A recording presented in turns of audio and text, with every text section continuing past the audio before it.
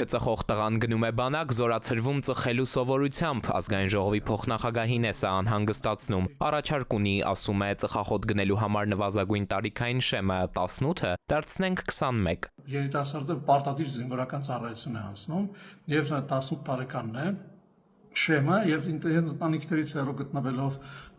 շատ արգելող բաներից հեռու գտնվելով, նաեւ միջավայրից հեռու գտնվելով, մի քիչ էլ, չգիտեմ, կարոտից, մյուսների օրինակին հետևելու այդ բանից ելնելով, բնույթից ելնելով, սկսում ծխել, որը շատ վատ իհարկե բան է։ Այստեղ միջազգային փորձից է օրինակ բերում խորհրդարանի փոխխոսնակը։ Միացյալ Նահանգներում սրճարանները 21 տարին չբոլորացներին անգամ գարեջուր չեն վաճառում։ Հատկապես բանակում իհարկե ծխախոտի օգտագործումը շատ վատ ազդեցություն ունի համ կանոնադրական հարաբերությունների տեսանկյունից, համ սոցիալական տեսանկյունից, մեկը կարողանում է լավ սիգարետ գնել, մյուսը չի կարողանում, իրարից են ուզում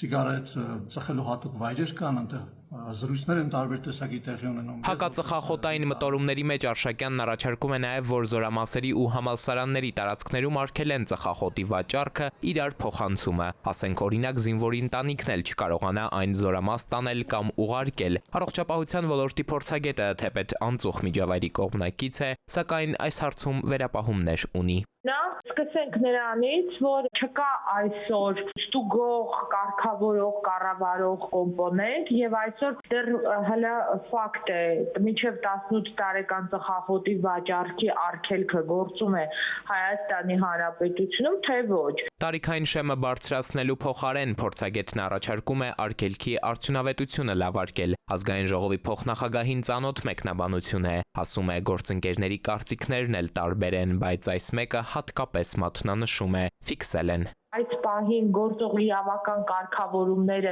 չենք կարողանում վերահսկել, չենք կարողանում դրա խնդիրները կարգավորել, բայց նաև մի հատ նորից կոմպոնենտ ենք ավելացնում, ավելի խստացնող, որը նորից չենք կարողանալու վերահսկել։ Մեր երկրում 16 տարեկանից բարձր բնակչության գրեթե 28%-ը կանոնավոր ծխում է, եւ չնայած այդ թիվը կրճատելու համար գործադրվող ջանքերին, առնվազն վերջին տարիների պաշտոնական հետազոտությունները միայն արձանագրում են, թիվն աճել է, դե շուկայում նաև փոխարինիչներն են ավելացել։ Էդուարդ Պողոսյան, ժամը լրատվական։